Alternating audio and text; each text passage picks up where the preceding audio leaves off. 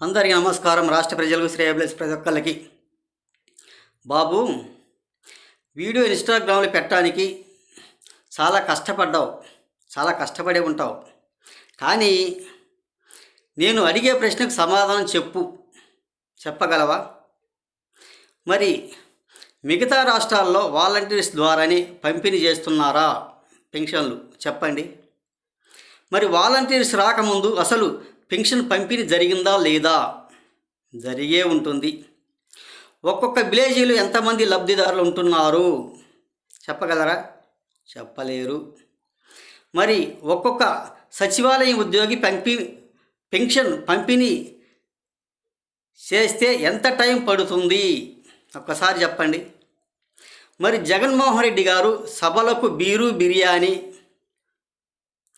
ఇచ్చి మండుటెండలో తీసుకెళ్ళడం లేదా? తీసుకువెళ్తూనే ఉన్నాడు. మరి వాళ్ళని చేసి పంపిణీ చేయొచ్చు కదా. ఓన్లీ వీళ్ళు వాలంటరీ వ్యవస్థ ఉంటేనే పంపిస్తాము, లేకపోతే చెయ్యమని మొండికి పడి ఈ విధంగా మొండి పరిపాలన చేస్తున్నాడు. నేను సిద్ధం. దేనికి సిద్ధం? అవ్వాతాతలను చంపడానికి సిద్ధం, ఒక శవాల రాజకీయాలు చేయడానికి సిద్ధం. అంతేగా దేనికి పనికి వచ్చేవాడు మాత్రం కాదు. మరి వాలంటీర్ మోర్ దెన్ 95 వైసీపీ కార్యకర్తలే కదా, అవునా కాదా? ఈ వైసీపీ కార్యకర్తలు ఓన్లీ పెన్షన్ మాత్రం పంపిణీ చేస్తారా? ఓన్లీ పెన్షనే పంపిణీ చేసి వెళ్ళిపోగలరా? ఎవడు వెళ్ళిపోడు. పెన్షన్ ఇస్తారు. అమ్మా, మాది వైసీపీ పార్టీ, జగనన్న మీకు డబ్బులు పంపించాడు, ఫ్యాను గుర్తికే ఓటేయమ్మా, దేనికి ఓటేయబాకమ్మా అంటాడు. అంటే చేసిన పనితనం మర్చిపోతారన్నమాట. వాళ్ళు మభ్యపెట్టి మోసం చేయడానికి సిద్ధపడతారు.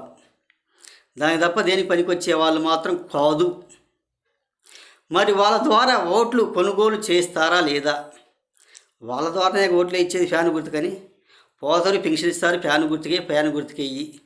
జగనన్న ఇచ్చింది, జగన్ ఇచ్చాడు, జగనన్న కోసం ఎదురు చూస్తూ ఉన్నట్టు చేస్తారు, నటన చేస్తారు. ఏదో ఒక పిచ్చి మాలిన వాళ్ళ ఒక వీడియో చేసేసి ఆ వీడియోలో మాట్లాడించి ఇన్స్టాగ్రామ్లో పెడతారు.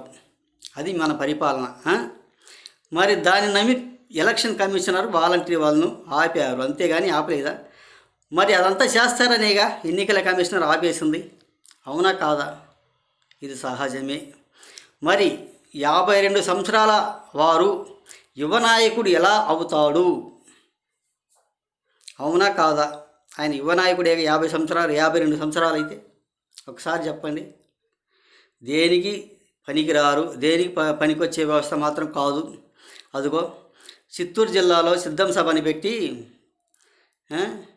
ఎండలకు జనాలు పడిపోతుందంట, మజ్జిగ తాగి. దాంట్లో ఏం కలిపారు, ఎలా కలిపారో మళ్ళీ మాకు సంబంధం లేదు, మాకు తెలియదు, మాకు పట్టింది కాదు, పోయి చూడటం వెళ్ళిపోతారంట పొలం నీరులో. ఇటువంటి పనులకు మాత్రం వెళ్తారు. కానీ ఒక వ్యవస్థను నాశనం చేసుకుంటూ, నిరుద్యోగులు నాశనం చేసుకుంటూ, ఇటువంటి సభలు పెట్టుకుంటూ, జనాలను చంపుకుంటూ అధికారం మీద రావాలంటే ఇప్పటికి రాలేరు, సాధ్యపడదు. ఏదైనా రాష్ట్ర అభివృద్ధి అనేది చేత కాదు. రాష్ట్రాన్ని సర్వనాశనం చేయటం కానీ దేనికి పనికి వచ్చే వాళ్ళు మాత్రం కాదు. కొంచెం ఆలోచించుకోండి. ఒక పేటీఎం కార్యకర్తలు ఇటువంటి వీడియోలు మాత్రం ఇన్స్టాగ్రామ్లో పెట్టి విడుదల మాత్రం చేయబాకండి. కొంచెం ఆలోచించుకోండి. మీరు చాలా పెద్దవాళ్ళు, చదువుకున్న వాళ్ళేగా. అవును, చదువుకున్న వాళ్ళే. కొంచెం ఆలోచించుకోవాల్సిందిగా ఇటువంటి పనికిమాల వీడియోలు పెట్టి మాత్రం చేయబాకండి. చాలా కష్టపడి ఉంటావు ఈ వీడియో పెట్టడానికి. కొంచెం తెలుసుకోవాల్సిందిగా కోరుచు రాష్ట్ర ప్రజలకి, శ్రేయోభిలాషి ప్రతి ఒక్కళ్ళకి హృదయపూర్వక ధన్యవాదాలు తెలియజేస్తూ సెలవు తీసుకుంటాను నేను.